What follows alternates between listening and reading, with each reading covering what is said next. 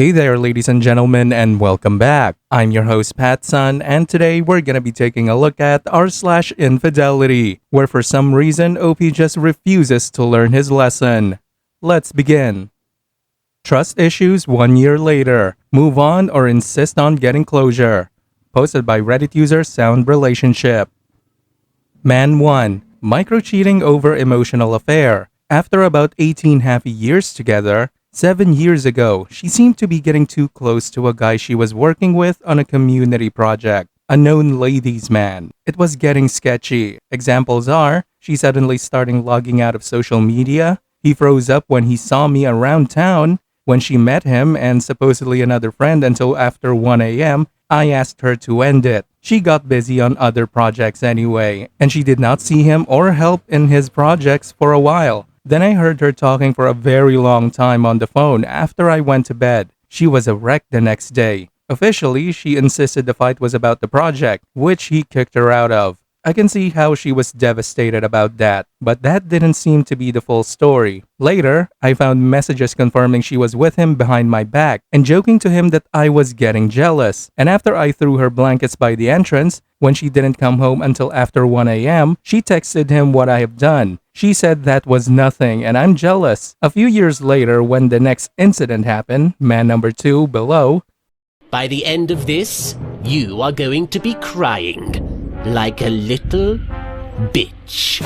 I said it was just like man 1. She replied empathically that the situation was totally different. When I asked what she meant, her face dropped. It seems she hadn't meant to say that. In a follow-up discussion months later, she agreed it was too far and she implied feelings have developed, but nothing physical happened, she claimed. She said I didn't need to know the details since it is done and she has forgotten about him. I still don't know exactly what happened or how close they got. Man number 2, micro-cheating and likely emotional affair. A year later, she seemed to be getting close to another guy who lived in another area and is an expert on the community project. I know they both greatly respected each other and have so much in common. She traveled to another region to see him speak and go drinking afterwards, twice. And she traveled just to go sightseeing with him once, which I felt was off. I told her so, but she went after inviting me. When she got back, I found messages that were too much. For example, heart emojis, thanking him for the date and saying how the day gave her enough energy to get through the next few months. I was devastated. She insisted they were just friends. I thought I needed to spell out the boundaries, and she said yes. For a couple of years, she chatted with him on Facebook,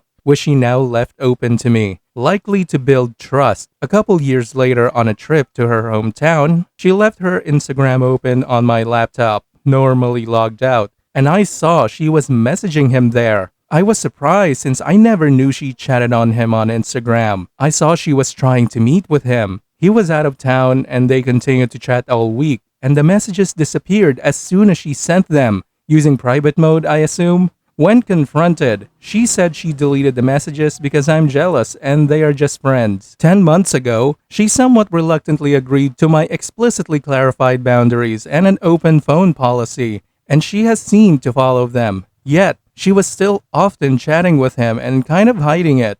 I felt the need to check, and her messages seemed to be innocent, but he messaged her a sunset video saying he wanted to share it. She later said he probably sent it to many people, and it meant nothing. After that, all communication stopped with him on Instagram. I don't see her using the other social media apps, but I fear it could be continuing somehow.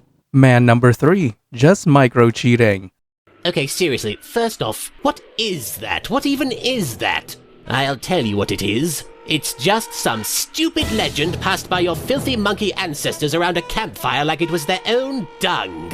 I also noticed last year that she was being a bit too close and flirty. Many eye wink emojis with an out-of-town wine promoter guy. They planned an event in our town, but she was messaging way too much about other things. She kept asking him to drink sometime. She did travel, albeit with her sister, to one of his events in another region. She asked him to meet up one day the next week when she was still out of town. He said no, but she implied she could travel to go to one of his events another time. She asserted she wasn't flirting. A couple of weeks later, she hinted out of the blue that she did flirt, but that it was not serious. Specifically, she said that for her to be in a flirty situation, she has to be the aggressive one. In the past, I had openly told her that women hit on me a lot when on business trips, and that I never go with them, so she does want something like that. But this is not equal because I am not starting it and I am the one ending these situations. In contrast, she started it and they ended it, it seems. And now for OP's update. My wife and I built a great life, and we have truly enjoyed our companionship throughout our 25-year marriage. Close friends actually say we are a perfect couple and have an ideal family and lifestyle. But in the past 7 years of our 25-year marriage, there were 3 incidents of micro-cheating and 2 of them seemingly involved emotional affairs. Even though these were not full-blown love affairs and not sexual as far as I know, I had a mental breakdown at work from this 1 year ago because she finally agreed to boundaries and there had been no apparent incident since then. My wife and my close friends are surprised that I'm still having anxiety and insomnia 1 year later.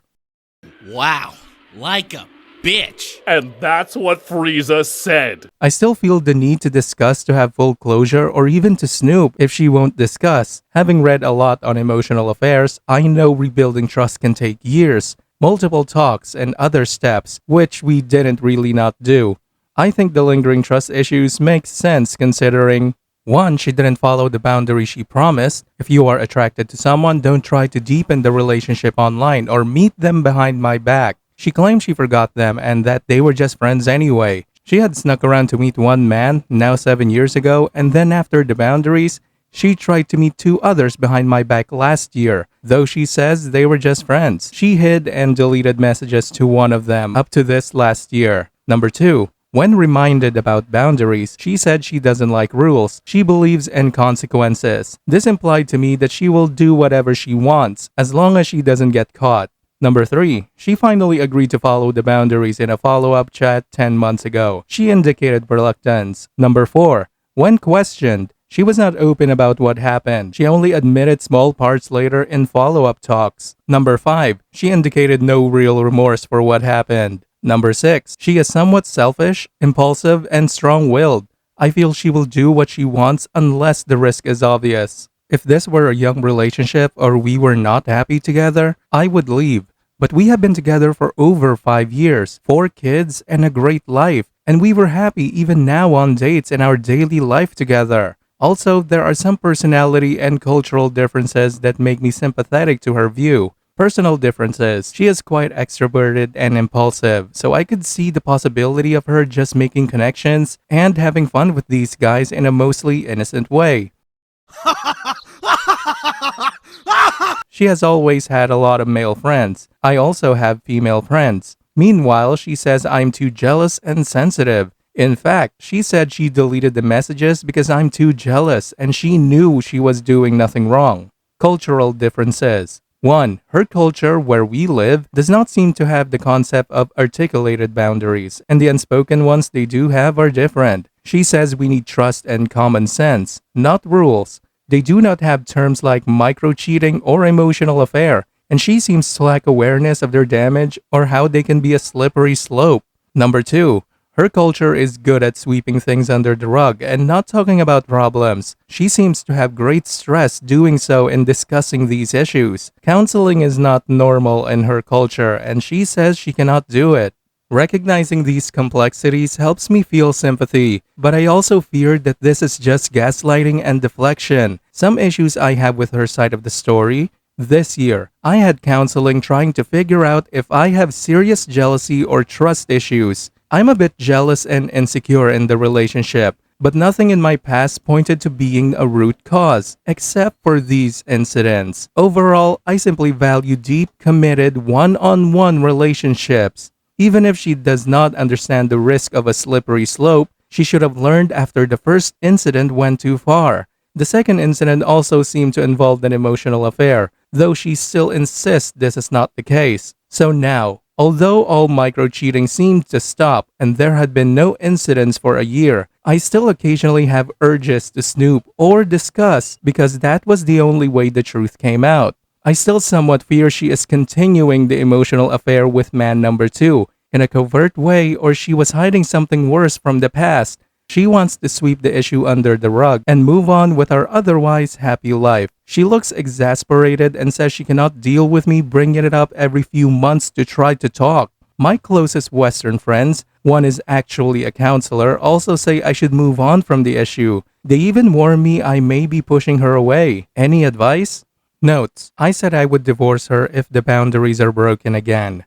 Everything you say to me is pissing me off. She refused to put boundaries on me and seemingly would be okay if I have a one-night stand on a business trip, but she would not tolerate me having a local love affair. In addition to trust issues, I also have resentment. I have resisted many opportunities to cheat as I am often hit on during business trips. This took strong character because I was not getting the intimacy from my wife that I really needed for several years. Meanwhile, I was giving her everything she needs, yet she was the one who ignored the boundaries. I could maybe consider an open marriage, but I think it would be too dangerous.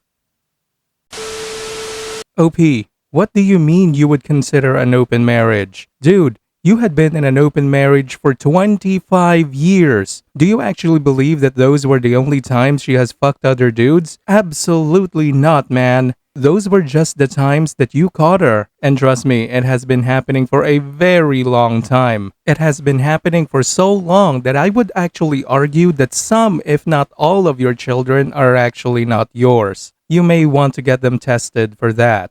OP, she doesn't care about what you think. She doesn't give a damn about your stupid boundaries. And frankly, she doesn't care about you. So with that in mind, I would actually agree with what your friend and whore of a wife is saying to you. You should move on. You chose to stay with a cheating hoe, so either accept it or get a divorce. Stop your whining. Viewer support is the best way for me to remain independent and continue bringing you these daily videos, which will always be here on my channels for you to watch absolutely free. So please consider subscribing to me on Rumble and on YouTube. Both will be linked in the description box down below. Thanks for listening, everyone. If you even somewhat enjoyed today's story, make sure to give this video a thumbs up, and if you really like it, consider subscribing to PattSun to never miss a future upload. Stay strong.